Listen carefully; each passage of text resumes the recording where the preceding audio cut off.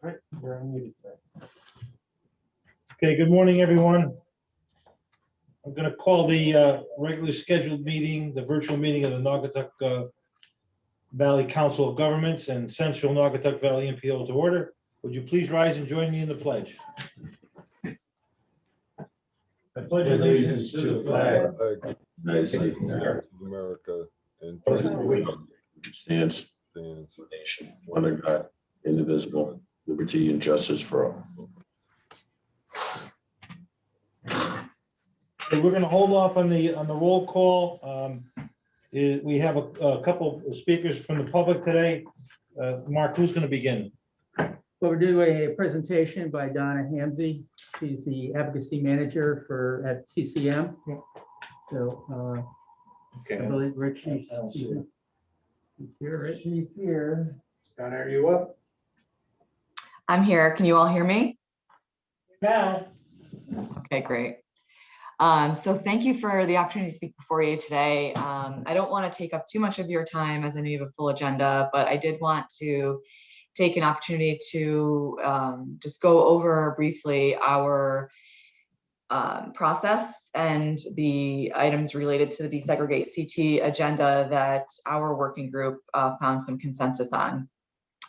And so please stop me if you're not familiar with Desegregate CT, but I just assume everyone is because it's been a pretty popular topic of conversation. But so for CCM back in 2020, really July of 2020, we, with the support of our board of directors, sat at the table with Desegregate CT. We were encouraged to sit at the table so that we were at least part of the conversation to really review what they were presenting. In October of 2020, we established a representative group of our membership to work through those proposals and agenda items, working with what was at that point a working draft that the organization was circulating.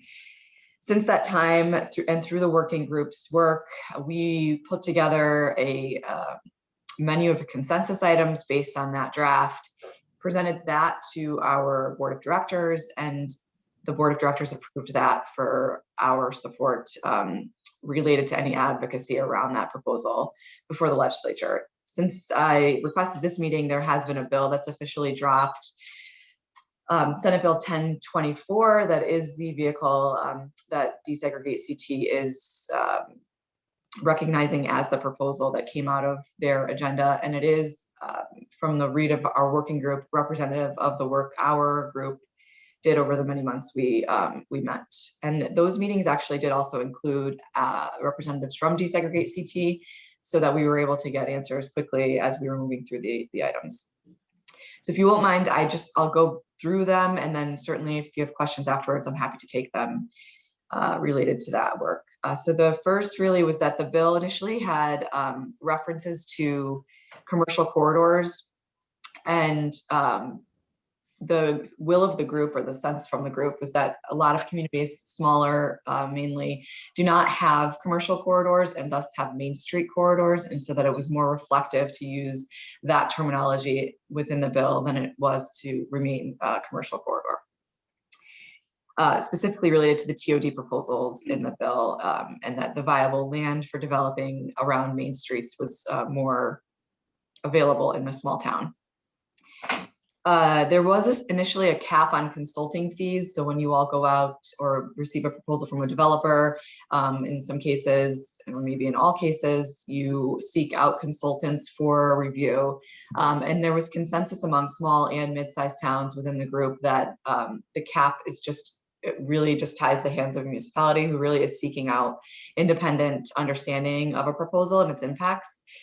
Specifically, the small towns, of course, don't have that staff on hand, so they don't have those resources, and capping it at $250, which is the original proposal, $250, was just something they couldn't agree to. And the mid-sized cities, while they may have resource on hand, don't have the technical expertise in the area of environmental review, for example. And so it was agreed that that cap should be lifted and there should be no caps in the bill related to consulting fees. And instead the word necessary was inserted so that it was necessary to the scope of the project when you seek out consulting fees, and not necessarily just a generalized consultant. The removal of the word character. So this conversation has been had a lot around the word character, and there was a lot of conversation within our working group around the context that some feel this word has.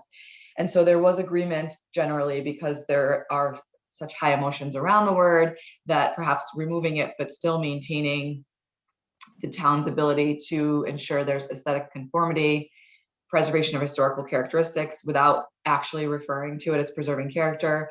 The suggestion from the group and what's been put into the bill is that replacing the word character with physical site characteristics and architectural context. So again, it still allows towns to provide or at least preserve aesthetic conformity and historical characteristics without using the actual word character. There's some changes related to traffic standards within the bill around development. And while this is absolutely just an option for towns who'd like to use it, they can. It's not necessarily mandated by the bill, because DOT still uses a level of service traffic standard. In this bill, it proposes that a vehicle miles traveled and vehicle trips generated standard be an option for towns to use, so that they have the tools to be able to require some mitigation opportunities within developments, like sidewalks, crosswalks, bike lanes, and bike racks.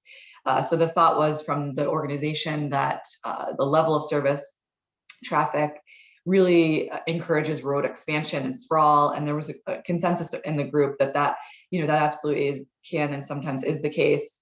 And so the suggestion by the group was that if we are going to provide the option for vehicle miles traveled to be used, that we also provide municipalities the option to require sidewalks, crosswalks, and other mitigating strategies to encourage walkable streets rather than more traffic. Minimum parking standards. The bill speaks to minimum parking standards in two ways. It speaks to minimum parking standards related to the general parking within your community, and it also provides no requirements for a development within the TOD zone as defined by this bill. So related to generally speaking parking standards, the bill provides that a minimum standard may not exceed parking in excess of one parking space for each studio or one bedroom dwelling unit, and 2 parking spaces for each dwelling unit with 2 or more bedrooms. It was the feeling amongst the members of our working group that while there was a minimum originally identified by the bill, which is what I just read, there should be nothing to exceed that minimum, and that should be the standard. But as it relates to transit-oriented development sections of the bill, and in those zones, that there are no parking requirements indicated by the bill, or expressed by the bill, rather. The regulation of signs, this particular issue has been brought up by our CCM policy working group, and not necessarily this working group.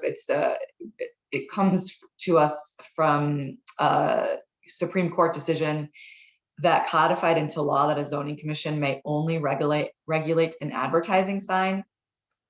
So a lot of municipal attorneys came to us with some concerns from communities that this really ties the hands of towns not being able to regulate all signs, not necessarily content of signs, but just in general, the signs and where they are in their community. So the advice from the municipal attorneys was to simply remove the word advertising. And this bill does do that in section 8-2 of the general statutes.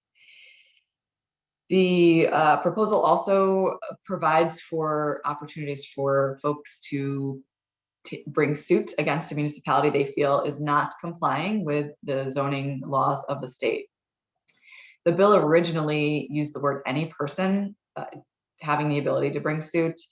There was a lot of conversation around this particular issue, in that we don't think it's correct, or it sort of exposes municipalities to a huge amount of liability if you're allowing for any person to bring suit. And so the agreement was that someone with standing should only be available or able to bring suit, and the word aggrieved was then inserted into the bill, and that's reflected in the bill as it is before the legislature now. So only an aggrieved party can file suit against a municipality. Accessory dwelling units. This bill allows for at least one accessory dwelling unit as of right on each single family lot. There was a lot of consensus around this, and then most towns are already complying with this particular provision. Related to transit-oriented development, this section seeks to bring housing as of right with 4 or more units to 50% of the lot area within a half mile of fixed transit. So this is just trying to encourage a diverse housing stock around that lot area, around a fixed transit station. So if you don't have a fixed transit station in your town, then this does not apply to you.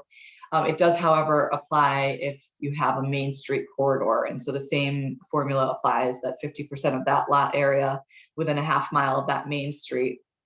It's either a half mile or a quarter mile.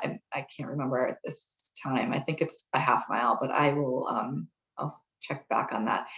I'm only saying that because I'm remembering a quarter mile for some reason. But that standard also applies to a main street corridor as defined under the bill. That effective date, there was a conversation around the effective date of that being pushed out so that towns had ample time to come to a place where they can insert those new requirements within their zoning regs if it was necessary for them. And so that was pushed out to June 1st of 2022.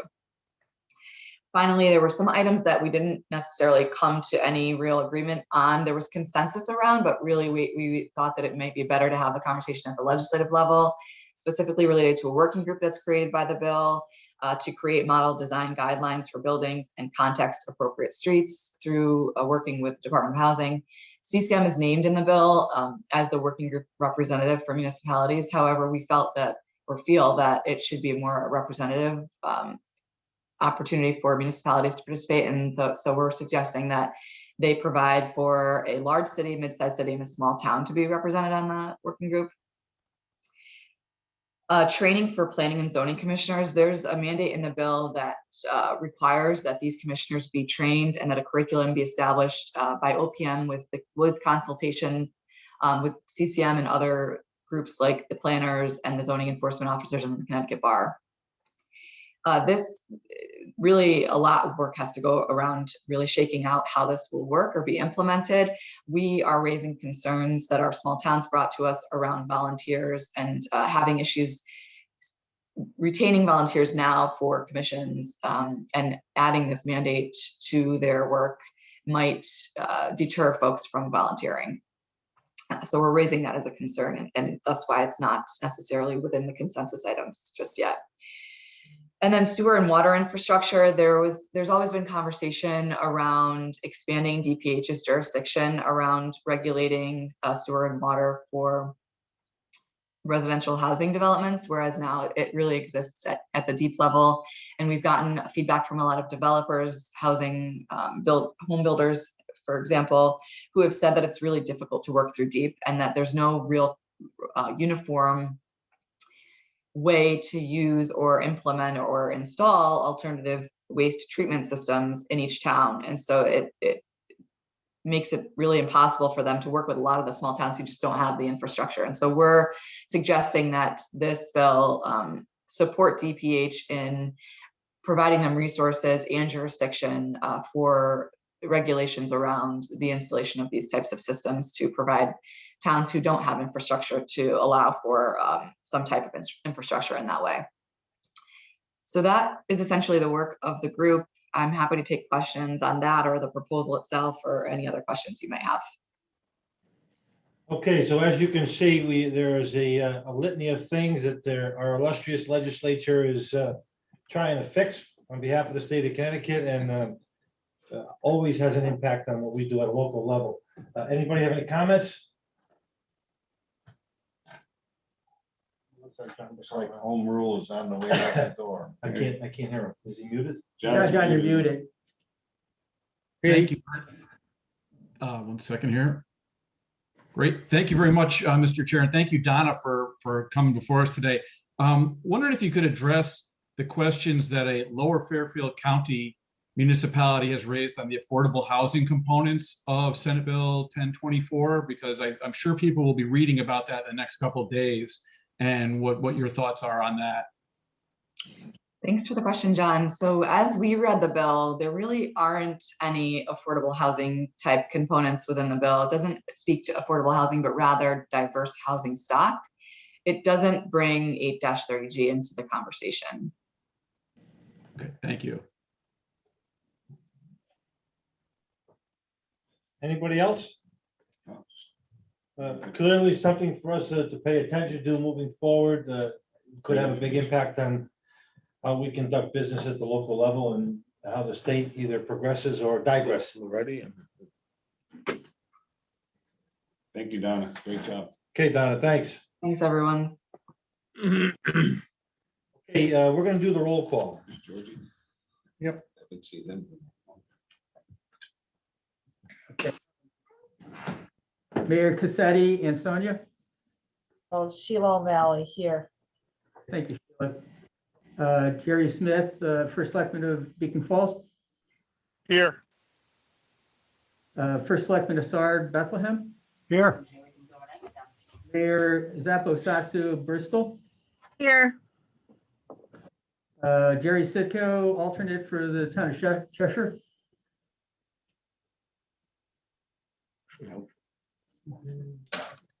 Mayor Cassetti's here. You must be other. I mean, you have to be, right?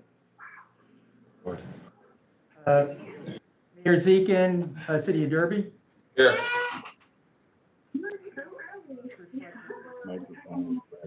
Barry, in Here. the room. Here in the flesh. In the house. Mayor Hess, Naugatuck. Here. Selectman Temple, Oxford. Here. Mayor Merchant. I'm here. I'm sorry, I'm here. Mayor Chatfield. Here, if you can hear me. Can, thank you. First Selectman Women Dragonis Seymour. Mayor Loretti, City of Shelton, in the room. Present. Selectman Mansfield, Southbury. Here. And Ed Moan, Thomaston, In the flesh. in the flesh.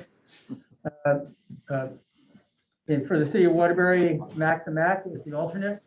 Present Actually, with Judy. I'm just, yeah, Judy and I are here both on behalf of the mayor, but I think technically Judy is slated as the alternate today per paperwork. Okay. Nobody from the town of Watertown. Mayor Dunn from the town of Wolcott. And Woman Parkinson from Woodbury. Here. And we're also joined by Ron Shems, the attorney on the Kennington Dam project. He's here. I'm here. Sarah Radesi, our representative from Conduct. Morning. Morning. And we also have John Mattaleone from Southbury on the call, and Lou Mangini, representative in the Congresswoman Deloro's office. And that's all I have.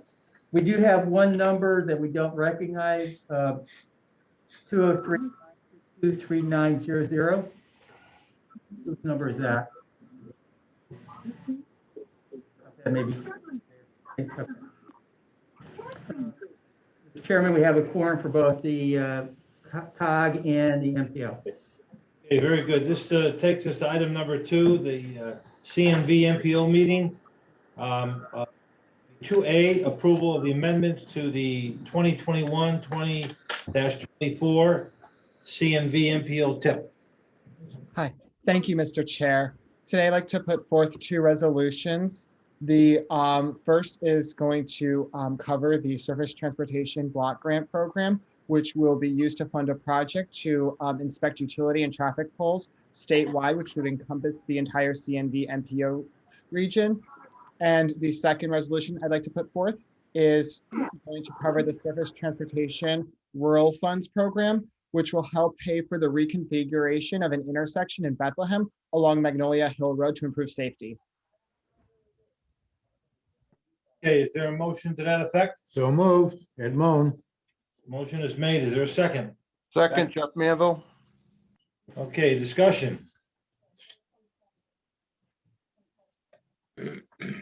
None, all those in favor? Aye. Aye. Aye. Aye. Are there any opposed? Are there any opposed? Alana. Hearing none opposed, motion passes unanimously. And save the service call. This takes us to item number 2B, the FY 2022-23 PWP. Mark? Okay, thank you, Mr. Chair. This is a biannual report that we have to put together. It just documents the transportation planning projects and tasks that we're expecting to undertake using federal dollars over the next 2 years. I'm presenting today on the draft UPWP, which is being sent up to the DOT and Federal Highway and FTA for review. So there's no action on this today, but it's to give you an update of, the types of projects that we're expecting to undertake over the next 2 years. The UPWP includes 6 tasks, well, technically 4 tasks, data collection analysis, where we do traffic counts. We do have a subscription to Streetlight Insight, which provides us access to their platform that uses cell phone information to help us identify trips and trip origins and destinations and travel patterns. Task 2 is transportation planning, which is our sort of catch-all planning task for highway and road projects, transit, and active transportation, which includes pedestrian safety, multi-use trails, and bicycle facilities. Task 3 is just program management administration. Under this task, we administer the UPWP. We also have a proactive public involvement process that's included in that task. And then task 4 is another sort of other technical assistance. This allows us to do technical assistance to our member towns on their behalf. Over the next 2 years, the budget is going to be roughly $2 million in total, split among the 2 years, and that includes about $436,000 in carryover funds from past years. So like I said, there's no action today. It is being presented for information purposes. We probably will be asking for endorsement either at the May or June MPO meeting. We spent it up for comment, and when we get the comments, we'll make revisions and present the final later in the year. Okay, Mark, you go right to C then. Yes. Next item is the congestion mitigation air quality program. The CTDOT requested the MPOs to solicit project proposals for this program. CMAQ is a federal aid program that provides funding primarily for projects that will improve air quality. So that is sort of the big metric that we have to sort of keep in mind. And the funding is allocated by MPO. So right now, this is for the 15 towns that are part of the CNVMPO. We worked with the MetroCog and the Greater Bridgewater Valley MPO to solicit projects for that region, as well as the 4 towns in the lower valley. What we're doing is presenting for the projects that were recommended or provided by CNVMPO members. We only received 1 application. That was from the city of Bristol. And they're proposing to do upgrades and replacement of their downtown signal system project. And this actually meets the criteria for 100% federal funding. The cost that they're estimating at this time is $3.4 million, and their project schedule will show construction going next year and lasting about a year. But it's to upgrade 6 signal locations in the downtown area. And since that was the only project that we did receive, there's really no requirement for us to set priorities. This will be our only priority. I just asked that, a motion be made to endorse the Bristol project, and we'll submit it up to the department for consideration. Okay, we have a motion by Mayor Dunn. Is there a second? Second, Edmond. Seconded by Ed Mon. Discussion? All those in favor? Aye. Are there any opposed? Are there any opposed? Motion passes unanimously. Is he opposing Bob Sheffield? No. Okay. I believe it was a background noise. He's got his grandchild. Okay, this takes us to item number 3, the Naugatuck Cobb administrative items. We have the approval of the minutes for February. Entertain a motion to that effect. So moved. Edmond. Motion is made by Moan. Is there a second? George Temple. Okay, seconded by Temple. Any Good to hear discussion? from you, George. All those in favor? Aye. Aye. Aye. Are there any opposed? Are there any opposed? Now, hearing none opposed, motion passes unanimously. Item 3B, the approval of the agency financial reports and summaries for the period ended 1/31/21. Mike, Thank you very much. I'm just gonna pull my screen up here. So this is the report for the period ending June 31, 2021. I'm sorry, January 31st. Got the balance sheet for the revenue. So there's nothing significant to report. We are about 56% through the year. $28,000 is the bottom line. On the expense side, though, the one area that I will point out is in the legal category.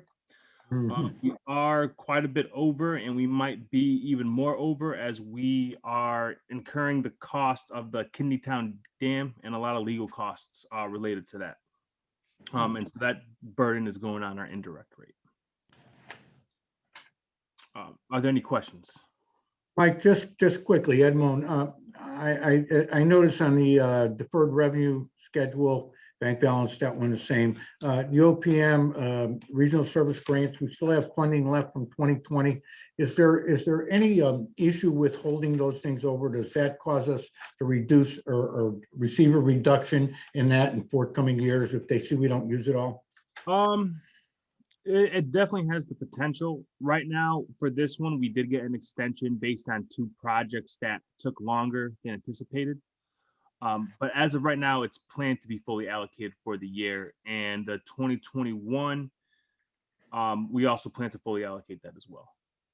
I knew we had time for 2021. I just wouldn't want to see us not utilize funding as it's allocated, thereby causing a reduction in the future. But if we've got funds that we've given us an extension, so to speak, to utilize that certainly works. Motion to approve the financial report as presented. motion is made. Is there a second? Seconded by Mayor Dunn. Any discussion? All those in favor? Aye. Aye. Aye. Are there any opposed? Are there any opposed? Hearing none opposed, motion passes unanimously. Takes us to item number 3C is the approval of the FTA capital program Welcome, Mike. certifications and assurances. Mark Nielsen. Okay, thank you, Mr. Chair. This is a requirement of Federal Transit Administration. Since we are a designated FTA recipient of funds, anytime we enter an agreement or contract with a consultant or contractor, or when we, because we technically we purchase the equipment, capital equipment for the Valley Transit District, we have to attach and append these long list of federal certifications and assurances to any document, contract document we have. And basically, each of these categories reference either federal legislation or federal regulation that's in Code of Federal Regulations. And basically, they're again, they're just having you attach, but this is basically says that we will be in compliance with that regulation. and that we're duly authorized to actually view such. So it is sort of it might be an annual requirement that we just, again, certify that we will do this as, and whenever time we have a contract with using federal FTA funds. I move 2021-16 resolution. Motion is made by Ed Mon. Is there a second? Seconded by Ed St. John's. Is there any discussion? All those in favor? Aye. Aye. Are there any opposed? Are there any opposed? Hearing none opposed, the motion carries. Item number 3D is the director's report. Mark, I assume that you're going to take that. You're fake news. You have an agenda. What I will do is, again, with Rick's situation and not being here today, I can't report on some of the things that he would have reported on. But the one thing he did highlight for the new employee search, that is underway. About in past meetings, we are within our budget. We have opportunity to hire 4 positions within the budget. And as you know, Christian Meyer left the agency at the end of last month, so his position is going to be filled as well. We've conducted the interviews for the transportation-related positions. That's one area that we're really down staff, and we're looking at replacing Christian at a senior transportation level and a new transportation planner 2. And those interviews have been helpful. Good news is we've had some good, solid candidates apply, and we've had 2 interviews with 3 of them, except we had to cancel out on one of the follow-up interviews. So we're likely to make a decision on the hires for the transportation planner jobs probably within a couple of weeks. So that's good, and we'll be closer to full staff. The other positions were for regional planners, and interviews are being scheduled for next week, and we'll start those as well. So again, we're hoping to fill those relatively quick, especially for the the municipal shared planner program that we do have with Beacon Falls and excuse me, Seymour. Seymour, thank you. I was blanking there for. But the town of Southbury is also interested in pursuing that. And so one of the new hires will help expand that program as well. So, we're looking for somebody who has experience working at a local planning level. So we have some good candidates. So our timing is good. So again, that will probably be filled, relatively soon. And answer any questions if anybody has. Just after filling those 3, are there any others that are still where someone vacated or? No, that would really pretty much give us full employment Okay. for the program. And that'll keep us within our budget as well. Yeah, Mike has already, his budget that he proposed and presented a couple months ago was assuming those 3 positions in there. And again, one of the positions is replacing Christian, so that would be sort of a wash. Right. Okay. Thank you. When do you anticipate staff coming back here and actually working at site? Probably, I think Rick had said something probably around June, when the way things are going, with vaccinations and the infection rates going down, he's anticipating, sort of ramping up more in office time, around June. So probably in a couple of months.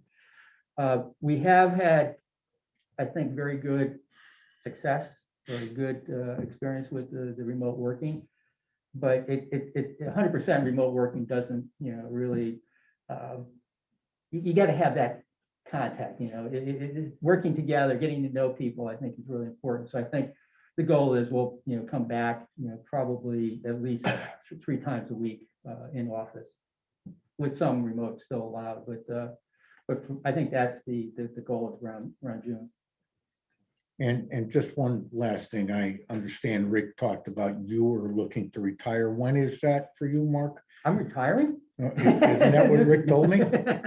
Am I wrong? No, I told Rick probably end of 22. End of 22? Yeah, Okay. December 22. The only reason I brought that up was I didn't know what your date was. No. So if it was this year, I would have thought then No. they would begin, they Well, should actually, begin to look. yes. I mean, one of the new hires that we're looking at is, Ricky is looking toward the future, that somebody who it would be capable of Moving into your position. moving into my position. And like I said, told Rick, it's, you know, I'm not, you know, I'm not going to be going next week. It's, you know, I'll give him plenty of time, but it is sort of like December 22. And I also told him, like, I probably wouldn't retire 100%, that I'd be willing to do, you know, part-time type of, you know, 15, 20 hours a week. So you're looking for a consultant gig, huh? Yeah, there it is. Judge. No, You flush it out, Mr. Moan. Mark, are there any legislative items? John, do you have anything to report? John DeCarlo would be the person to update on that. Thank you, Mark and Mr. Chair. We did distribute a memo to everyone on Wednesday with a list of bills. I would just encourage people to keep their eyes open for anything we do send you. It's still 2.5 months into the legislative session. Things are still ramping up. The legislative committees don't have their deadlines for another week. Between the middle of March and end of April is when the legislative committees really start cranking out their stuff. So the list that we started and sent to everyone is one to take a look at, but I anticipate more things will be sent as the legislative session ramps up between now and 3 months from now when it ends in the beginning of June. John, can you resend that to me? Absolutely. Thank you. Yes. Okay, municipal shared services. Keep going, John. Thank you. Thank you. Thank you, Mr. Mayor. We have a group together working group of mayors and first selectmen who are interested in municipal solid waste disposal. This group came together quickly after Mira announced its scheduled July 2022 closing of its Hartford trash to energy plant. The issues that impact that closing are also going to impact disposal of municipal solid waste statewide. We do have a number of towns that contract directly with Mira. A lot of our other towns also send stuff there, even if they don't necessarily have it contracted directly with Mira. And that closing is going to impact solid waste disposal throughout the state, not just for the towns that have contracts, but also for others, because the towns that also dispose of it in other places, the same issues apply to them. So we asked for a forum with Mira officials. They granted that request. It's going to be part of their annual meeting, which takes place Tuesday at 10 o'clock. Tuesday the 16th. We sent everyone the login information this week to participate in that. We will resend it again on Monday as a reminder, but just encouraging everyone who has an interest in this, or every municipality really, to have someone log in and take note of what's discussed there with Mira officials, because we think it's going to be a good discussion on solid waste disposal for every municipality in Connecticut, not just Mira members. To John's point, I would urge every municipality to take interest in this, whether you're a Mira customer or not. The future of Mira, what the state has planned for the future of Mira will impact every waste disposal service in the state of Connecticut, if not today, down the road. You know, the road they're going down that they don't want to incinerate anymore for whatever their reasons are, is going to impact every plant throughout the state of Connecticut. Ultimately, unless there's no way in heck that anaerobic digestion and other such and increased recycling is going to change the fact that solid waste still needs to be disposed of in some manner. And I think they're being very nearsighted, that is the state, by saying incineration is something of the past. Trash to energy is still a good idea. But until we can convince them of that, every municipality in this state of Connecticut needs to jump on this and be a part of it, because it's your future as well as Mira's. Thank you. So taking off on that point, having spent 9 years on the CRA Board of Directors, it gave me a unique insight into how the state of Connecticut and the Department of Environmental Protection has created a real quagmire in trash disposal in the state of Connecticut. And so I would second what Mr. Mullen had just said, and you know, at some point in time, we're gonna need to engage our legislators and not leave it up to deep. If you leave it up to deep, we're gonna be in deep trouble. Clearly. John, what I see out of that memo that not only you sent out, but the one that the Waterbury Republican American, they wrote that story about it. One of the interesting things that people don't think about is that there are many of us in this group that have recycling rates that are out of this world. We're at over 60% of recycle. They're pushing you to 100%. That's almost going to be impossible. You know, I'm dead against where you buy a bag and you pay because it's going to be all over town. They won't go to a transfer station. And hauling our waste out of state to an out of state thing is, I think that the state of Connecticut ought to be ashamed of themselves.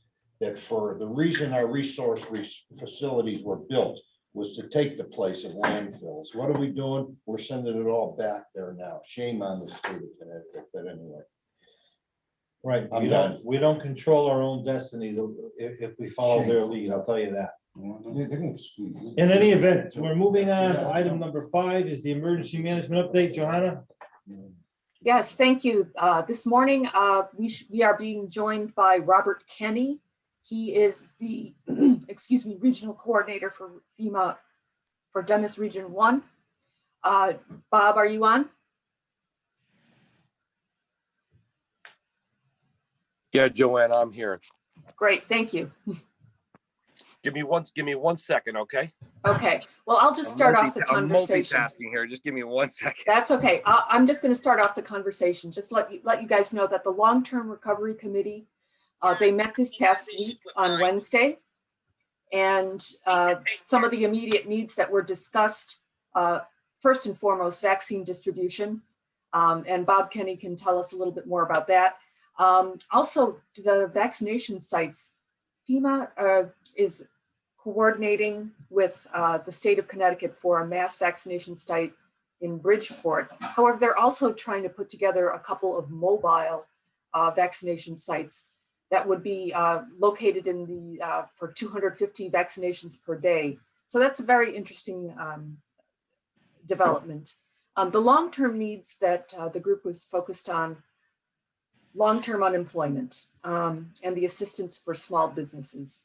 And hopefully we had some major announcements this week about with the federal government, the American Rescue Plan, and also within the state of Connecticut, the Unite CT, which is a rental assistance plan. And hopefully that'll help alleviate some of that.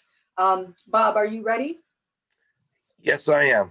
Okay, go ahead. So I'll just give a quick overview of where we are in the COVID-19 response. And thanks, Joanna. And thanks for all the work that you're doing with the Recovery Committee of Region 5. I know that John Field speaks very highly of the effort that you're putting forward. So we are in operational period 169 officially today. And that means that in the beginning of this event, we had 12-hour or 24-hour operational periods. We've now gone to week-long operational periods. So the actual days of activation for the State Emergency Operations Center, the 5 regional offices, and of course, all of the work that's being done at the local level is 375 days. And of course, public health and others at the local level, state level, were working on this process before then, but that's when we actually stood up in earnest the Emergency Operations Center. That's a long time, and I applaud all of you for all the effort that all your municipal employees are doing. This has been an exhausting process, and people are starting to get fatigued. We can see it. We're experiencing it ourselves. So we still have a little bit of a road ahead of us. So we're going to have to try to pace ourselves for sure.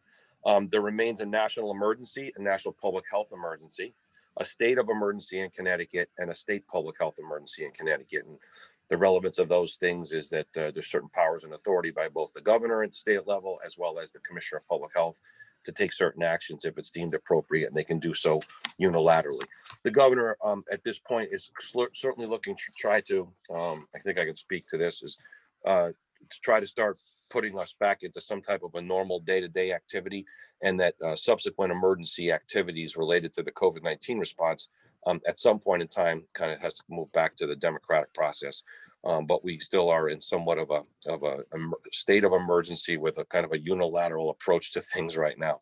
Our lines of effort early on was personal protective equipment, addressing food insecurity, which we continue to do through a series of partners. And the 5 Demis regional offices worked very closely with the Department of Agriculture on that. We are in round 5 of the Farmers to Family Food Program. And then there's other food initiatives underway as well. We don't know if there'll be a round 6 of the Farmers to Family Food Box Program, which is the one that the Demis regional office is regional points of contact in each of the 5 regions, and some of our nonprofits are heavily involved with. But we should know more of that going within the next couple of weeks, if not before then. Especially with the passing of that rescue funding, we might see more money going into food insecurity. I haven't got a chance to look at all of the aspects of that yet. We did continue to support testing operations and more recently vaccination operations.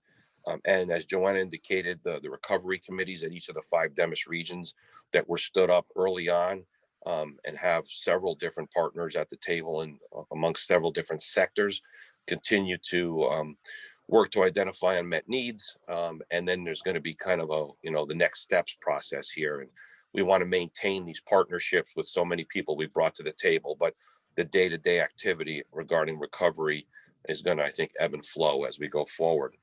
The 5 Demis regions are also working with a series of state partners to include the DOT on a transportation plan. The transportation plan would be around how to make transportation resources visible to the public that might need them to get them back and forth to vaccination sites, especially as we've seen, we've had the older populations, 75 and older, then 65 and older, and now 55 and older. One would suspect that many of the population that remains to get vaccinated would be mobile.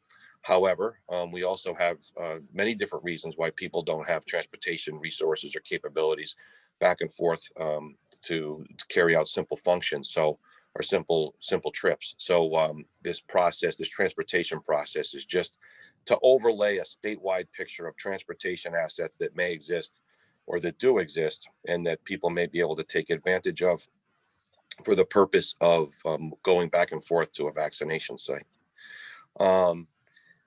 We do expect that we'll be in this response for a period of time. As you heard last night, the president's comments is that he wants all the states to open up, or he's going to expect all the states to open up to all adults by May 1st. That would make them eligible for vaccine, or vaccination. There's 2 pieces of that are going to directly affect how long it would take to vaccinate the remaining population in Connecticut that would fall within those categories, or that category of adults.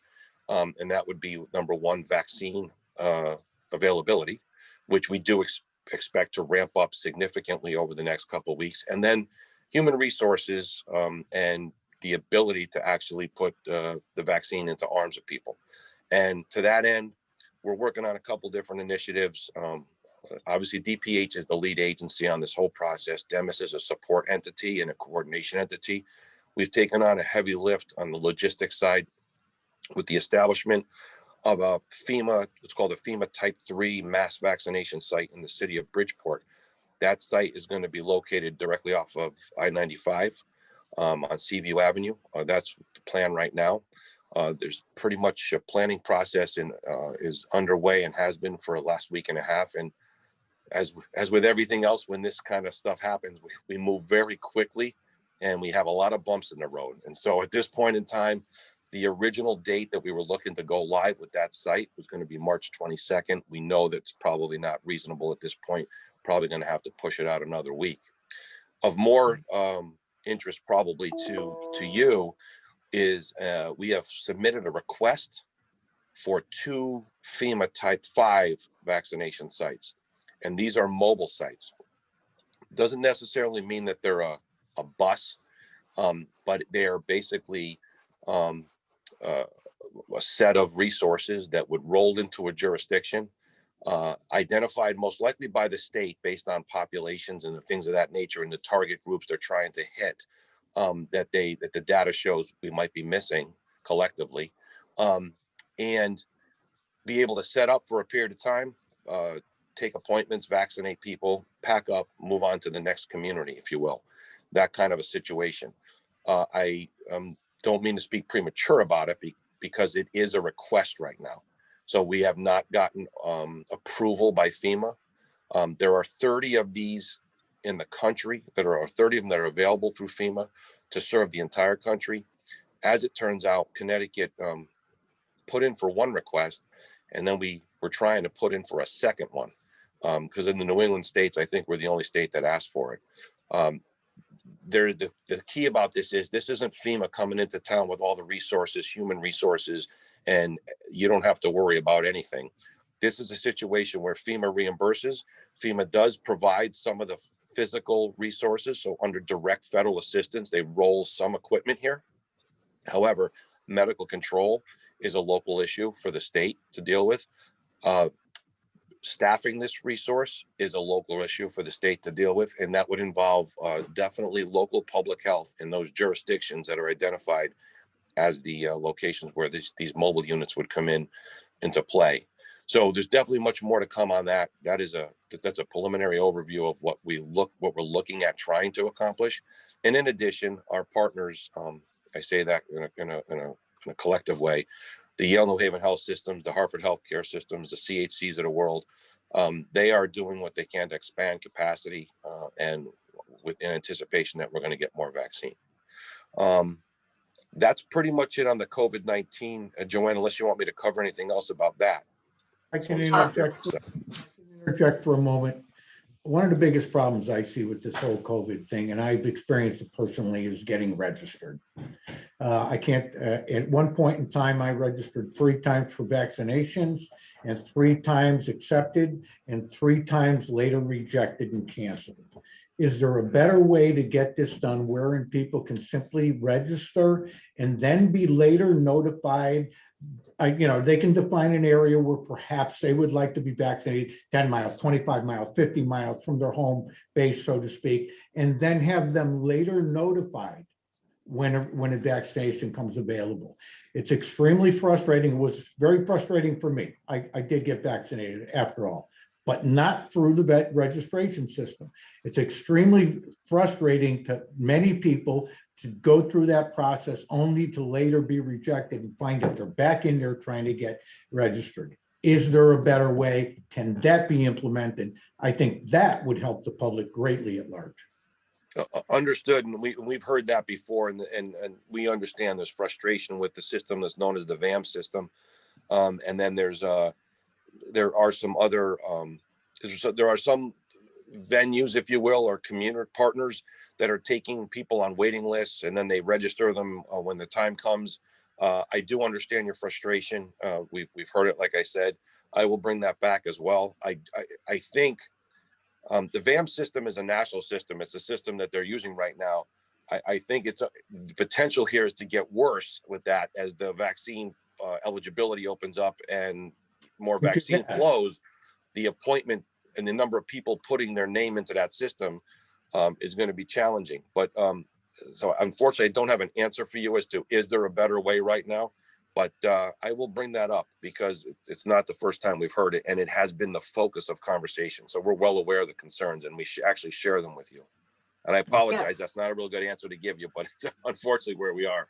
Yeah, and I just want to interject that there are the 211, United Way 211 does do appointments for people if you give them a call. And also there is a third-party site called Dr. B, which you can register your zip code, and they will give you a text message when there's extra vaccine available. I know that's not an appointment, but it's, so that all the vaccine is used and nothing is wasted. If you could, Joanna, get that information out on those alternative sites to the various different municipalities in the COG, I think that could be useful to us. We could, excuse me, we could disseminate that information to our public. Great, will do. Yeah, so I know in Region 1, what I do is every Thursday, we get the testing and vaccination site information from 211. And we have the ability to just push that out. So I know we do push it out. We do push it out to some partners. So we can take that as a takeaway, make sure that that's being done. Thank you. Okay, let's move on to item 5B, Regional Emergency Planning Team. Yes, so Bob, I'll take over this part. This is on Region 5. As far as just a couple of issues, there's going to be a meeting this coming Monday. That's just the steering committee, not the CEOs. But what's going to be discussed is a critical facilities map for Region 5, Dennis Region 5. And it's been created by a consultant, and it's a prototype at this point. And the beauty of this map is that it gives information about inventory of regionally owned equipment and which municipality is using it or storing it at any given moment. So it's kind of an exciting little thing that a little project that the region is working on. There is a public works survey that's being sent to the Region 5 CEOs, and it is due back on March 26th. Last item about REPT, variable message sign inspections rather. For the 12 oldest ADCO units, there's going to be expected inspections taking place April 6th at the Middlebury Public Works Department. And there should be some already some information about that coming out. I'll just move on to community emergency response teams. There was an email sent out earlier this week from FEMA, National FEMA Region 1, that's from Dorothy Nichols, asking CERT team leaders for information about non-clinical vaccine distribution, point of distribution training, and software to track volunteer hours. I just want to let you know that the DEMIS is considering a statewide unified approach to providing FEMA this information. So stay tuned. We don't want to recreate the wheel or recreate efforts in getting this information to FEMA. So that's all I've got. Bob, do you have anything else you wanted to add? Just one quick thing, and that is on the tropical storm disaster declaration. I just asked the communities here. I'm not sure if John's had this conversation, but if you are attending to seek reimbursement from damages or eligible costs associated with that event, which we did receive a disaster declaration for public assistance in all categories A through G. You do have to have your municipality registered in the portal, in the FEMA portal. We do have towns that have not done so. And we are working, our recovery unit is working to make sure that if you are going to be seeking reimbursement, that you get yourself registered into that system. Many towns have been registered already from prior events, but the portal is relatively new. So it's only been the last 3 disasters, actually, the tropical storm, COVID-19, and the one incident prior to that, a tornado, which affected some of Region 5 and Region 2. So I would just make sure that we go back and check, make sure that you're registered in the portal. And I can do some homework to identify any of the towns in this COG region as to whether or not that you're registered or not, and we can follow up. And our recovery unit's prepared to assist if that's necessary. And we did hold applicant briefings associated with that, right? So I think somebody from your communities was already on those. Hopefully we're on those applicant briefings. If there's any problems, you can contact me and we can get you in touch with the recovery coordinator. Okay, that's all we've got. Okay, item number NVCOG Planning and Transportation, Mark Nielsen. LOTCIP. Okay, thank you. Just a quick update. Richard, can you just go to the next slide real quick? Just want to give a snapshot of where we are in the LOTCIP program. This chart is showing, statewide, the top step diagram is indicating how much funding has been authorized by the legislature. When it's authorized by the legislature, it doesn't mean it's actually been bonded. CONDOT, instead of bonding 100% of what's been authorized, they ask, request bonding as needed. Because their concern is the red line is the cumulative amount that's been committed to projects, and then the green is the actual expenditure. And so their concern is the gap between what's been authorized, what's been committed, and what's been actually expended. Next slide. And as we've sort of talked about, is there a way of shutting down the Photos on the side. the photos? It's missing the numbers. Okay. Those were sort of the key numbers I wanted to present. The chart that's sort of in the middle is NVCOG. And what those three lines sort of show is, again, how much has been authorized to a region, how much has been committed and applied for, how much has been committed, and how much has been expended. So our line is sort of in the middle. And to date, our total program, we've been authorized 63.4 million. Our total value of applications exceeds that. We are over programming. We're at 70.8 million. And we've received commitment to fund letters from conduct totaling 64.5 million. So we're doing very well getting applications in and getting those commitments. And to date, we've expended almost 35 million. Next slide, Rich. And this is our region showing how we are. The green line is, again, how much has been allocated or appropriated to the region, and the blue is our actual expenditure. And what you can see, we've been doing pretty well steady. And then early 2021, that line is going to jump. And it's basically those 5 projects that are listed there have a total value of about $18 million. And those are all programmed to go into construction early 2021, including Thomas. Did you actually did you get your money yet, or are you? Yes, we've received the money, Mark, and we're actually, our project will start to kick off in about 2 weeks. Right. So, and again, that cost of that project wasn't reflected in the state's, that previous graph that the state gave where we were at 34 million. When you add that 18 million to the previous slide where we've expended 35 million, that's going to jump in the next couple of months to, so we're really doing well. And if you saw from that other bar chart, compared to other regions in the state, we're one of the few that are actually soliciting projects, getting the application submitted, getting the commitment to fund letters, and then actually getting them out the door. So we're still doing good. Dynamics. Mark, I just want to put you on notice. You can expect one more coming your way. I've been talking to your engineer. We're hoping to get that in. I got to find out whether that's You good. see how you got to slide it right in there? Listen, I don't want anyone talking about that. Actually, too, I'm starting to look for another one myself. Since we got Thomas, that, we have plenty of money to do so. Naugatuck River Two other conditions here, but. All right, thank you, Mr. Chairman. You can move on to the next slide there. So in 2015, COG staff worked with the Naugatuck River Greenway Steering Committee to develop the Naugatuck River Greenway Project Lifeguard 2 complete kit 2018 priorities document. That document was used to help guide development of the trail, strengthen grant applications, and demonstrate to funders that there's intermunicipal and interregional planning and cooperation happening along the Naugatuck River Greenway corridor. A lot's changed since 2015, so the steering committee began working on an update to priorities in 2020. COG staff collected and updated GIS data and trail section information from various sources that was used to inform that process. And the steering committee developed criteria that would be used to identify greenway projects that would have the greatest regional impact. Those are on the screen there. So they focused on trail sections that have local support and connect to complete or soon to be complete sections of trail, or connect a complete or soon to be complete section of trail with an important destination or population center, or a project that requires little investment or effort to complete. These are the ones that called those low hanging fruit projects. Next slide, please. 79.45 each. So using those criteria, 7 trail sections were identified as regional priorities at the December 2020 steering committee meeting.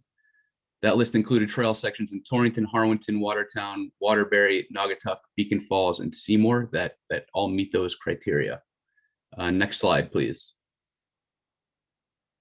So COG staff put together a new, more comprehensive priorities document that was included in your packet for this meeting. It discusses the criteria and priority sections and outlines completed and active projects. It also lists and details all 38 identified trail sections. So for each of those sections, there's a narrative, and we included section length, status, and cost estimates where we had them. And a final draft of the document was endorsed by the steering committee just this past Wednesday. So we don't have any action for you to take on this, but we wanted to make you aware that the tool is out there if you're thinking about developing greenway sections in your community. And the final document will be up on our website very soon. Thank you. Is that it? That's it. All right. Okay, item number 7, environmental planning, revolving loan fund. Thank you. So wanted to give you a quick update on the RLF. The EPA awarded NVCOG with a new RLF, of which $688,000 is to be used contractually. NVCOG staff submitted a request to the EPA in hopes of changing the requirements of the award from a 50-50 split, 50% grant, 50% loan, into a 60% grant, 40% loan. The EPA was able to award NVCOG the 60-40 split, making $412,800 available for grants and $275,200 towards loan. In December 2020, NVCOG staff submitted a solicitation to all RBP members, of which of the available funding, and 8 responses were received. Due to the limited funding, on March 3rd, NVCOG had an RLF meeting where the committee selected the projects to move forward in the application process, submitting the second part of the application for further consideration by the RLF committee at a future meeting. All selected projects were given the second part of the application and have been given a deadline of March 17th to submit this application. Next RLF meeting will be scheduled within 30 days to determine this funding. We will keep you updated. Thank you. Okay. All right, the Kinneytown Dam report. Aaron. Thank you again. So since our last meeting, there's been some significant developments on the Kinneytown Dam issue. We and our coalition partners have continued working with our federal delegation staff. We developed a memo that we included in your packet for this meeting that outlined actions that the U.S. Fish and Wildlife Service can and should take within the current FERC process to restore the Naugatuck River. In summary, those actions are that. Sorry, you can move on to the next slide there. Okay. So that the Fish and Wildlife Agency should establish and enforce modern fish passage standards on the Naugatuck River, that they should immediately initiate an engineering review of the dam and fish passage and investigate solutions that would meet modern passage standards, that the agency should submit the findings of the engineering study to FERC and work with the dam owner to implement solutions that will meet those standards. And the agency should require that comprehensive effectiveness monitoring be undertaken to ensure that solutions are working and meet that standard. So that memo actually informed a letter sent from the delegation to Fish and Wildlife Service on March 10th. The letter was signed by Senators Murphy and Blumenthal, as well as Representatives DeLauro, Himes, and Hayes. And we shared it yesterday by email to all of you. There were also 2 new filings made to the FERC docket in the past month. On February 16th, FERC submitted a letter to NL, who is then the dam owner, asking why they had not responded to FERC's request for information on November 2nd. That original request was for information specific to the development of the dam's hazard potential classification. In addition, FERC asked for a response to an unanswered request made in July of 2019 for information about the deteriorating downstream face of the dam and the dam owner's plans to repair it. FERC gave an additional 30 days for a response to both inquiries. And related to that topic of dam safety, NVCOG has formally requested confidential energy infrastructure information for Kinneytown, and we're still awaiting that information. Senator Blumenthal's office has contacted FERC to inquire about the delay, and we're waiting on that response. But from the limited documents we do have access to, it does not seem like FERC has immediate concerns about the safety of the dam. But we'll continue looking into the matter, and FERC might be taking our concerns seriously with this latest inquiry. The second FERC item was filed by Hydroland, who is the dam's new owner, and that was filed on March 1st. This is the first filing by Hydroland, which we had heard was purchasing the facility from NL, but we had not confirmed that before this. The new owner proposed some short-term fixes to improve fish passage at the dam. Next slide, please. So we have updated the story map with these new docket items and developments, and you can find that information on our website if you go to that link there on the screen. So our next steps: NVCOG has set up a meeting with the Deep Commissioner Katie Dykes and the Deputy Commissioner Trumbull Mason on or Mason Trumbull, excuse me, on March 23rd. All COG members are invited to that meeting, and we're working on a memo with actions we think DEEP should be taking to restore fish passage, and we'll distribute that prior to the meeting. We'll be working with our attorney, Ron Shums, on a strategy going forward, and we can discuss specifics of that potential strategy here today in executive session. And I'm happy to answer any questions now and before we go into executive session. And so what's the need for executive session? To talk about our legal strategies going forward on this issue. Motion? Sure, motion to enter executive session. So moved, Edmond. With, Second, Peters. the only thought, should we adjourn the regular meeting No. first? Okay. No. Okay. Is there a second? Second, Peters. Seconded by Pete Hess. Any discussion? All in favor? Aye. Aye. Aye.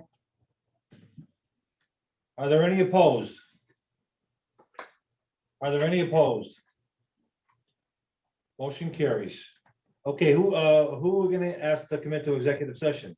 The board only. Just the board. Yeah, so I'm gonna split. And what about Aaron? Oh, Aaron and myself, yes. I mean, staff, but And I would anybody think- from the public or Right, the attorney certainly. the attorney, yes. I don't think we have to really. How do you know if other people aren't on there? There should have been 2 links. Well, we do. We control who can enter Oh, the okay. meeting, and if they haven't requested attend, He's able to do that. correct, yeah. Good. So anybody who, nobody can just bomb the meeting. They have to provide some information before we let them in. What's the phone link?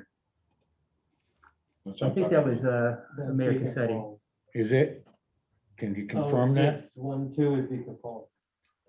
Or was that Jerry? Yes. I'm sorry, who? Jerry Smith. Oh, okay. I don't know why there has to be any legal action here.